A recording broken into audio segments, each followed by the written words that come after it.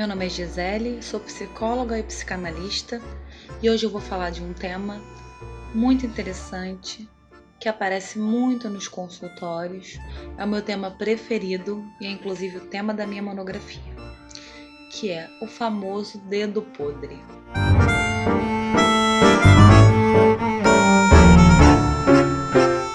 Então, o que seria esse dedo podre? Afinal de contas, é verdade que existem pessoas que têm azar no amor e elas têm um dedo podre, nasceram assim e aí vão ser para sempre infelizes no amor? Então, existe essa fantasia muito enraizada nas pessoas, né? De que o amor é questão de sorte. Então, muita gente acredita que existem pessoas que vão viver felizes no amor, que vão ter sorte no amor, e outras que vão ser infelizes para sempre. E o pior de tudo é que se associou à condição de se ter um amor, de se ter um parceiro, uma parceira, a ser feliz, né? Inclusive várias músicas ratificam essa fantasia muito difundida aí no social. Tom Jobim mesmo falava: é impossível ser feliz sozinho. Várias outras falam a mesma coisa. Por sorte, não é bem assim. O que acontece é o seguinte: a criança pequena, da primeira infância, e o bebezinho, quando nasce, ele vai recebendo informações de amor, de prazer, de satisfação dos pais ou cuidadores. Então, o que acontece? Quando o bebezinho é pequeno, ele mama no seio da mãe, ele recebe carinho dessa mãe, ele recebe atenção dos pais ou de quem esteja ali próximo. E isso vai ficando marcado como impressões. Como a criança é muito pequena, ela não tem a maturidade que um adulto tem de entender exatamente o que ela está sentindo. Ela simplesmente sente e aquilo vai ficando registrado de alguma forma. Então, por exemplo, se essa criança ela tem um pai que é muito durão, muito severo, de repente um pai que tem dificuldades com o contato, um pai que foi criado dessa forma, é um pai que tem pouca abertura para o contato. Talvez essa criança entenda que esse pai não a ama. Talvez essa criança entenda que esse pai, de alguma forma, rejeita ela, né? Ou vamos supor que uma criança tem uma mãe que trabalha muito, trabalha fora. Essa criança, esse bebezinho, ele não tem ainda maturidade para entender que essa mãe, ela tá trabalhando justamente para dar o melhor para ele. Então, o que acontece é que muitas vezes isso fica impresso de uma forma negativa. Muitas coisas ficam impressas de formas negativas, por conta justamente disso, da criança não ter condição de elaborar isso nessa infância, nessa primeira infância, nessa fase aí de bebê. Então, o que acontece é que isso tudo vai ficando no inconsciente dessa criança, né? Quando ela vira adulta. E aí isso vai formando a escolha dela, a capacidade de escolher dela, a capacidade de escolher o parceiro amoroso. Vai ficando dessa forma enraizada nesse inconsciente. Então, o que acontece é que essa escolha ela se torna extremamente elaborada, extremamente cheia de detalhes. Ela é uma escolha muito singular, muito ímpar. E ela é inconsciente, porque se fosse consciente, a gente simplesmente, esse tipo de escolha para mim não é bom, então eu vou escolher um outro tipo de pessoa. Só que não é assim que funciona.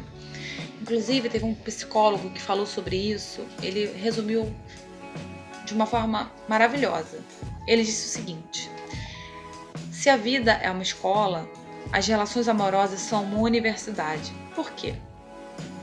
Na relação amorosa, a gente vive justamente as nossas feridas infantis.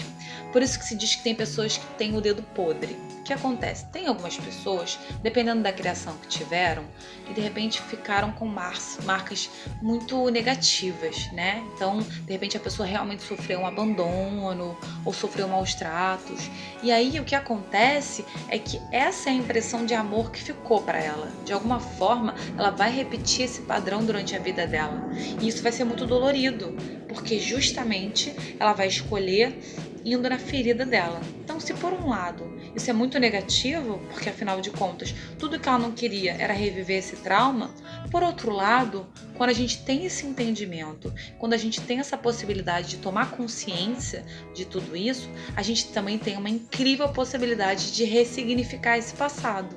Porque, como eu falei, essa escolha e tudo isso que ficou marcado para a criança e para o bebê só ficou dessa forma porque a criança e o bebê não tinham condições, maturidade, né, emocional para lidar com aquilo tudo, para entender aquilo tudo da forma como foi. Então, se hoje eu tenho a possibilidade, na minha relação, de viver dores do meu passado, que ruim e que bom, né? Eu brinco que chato e que maravilha.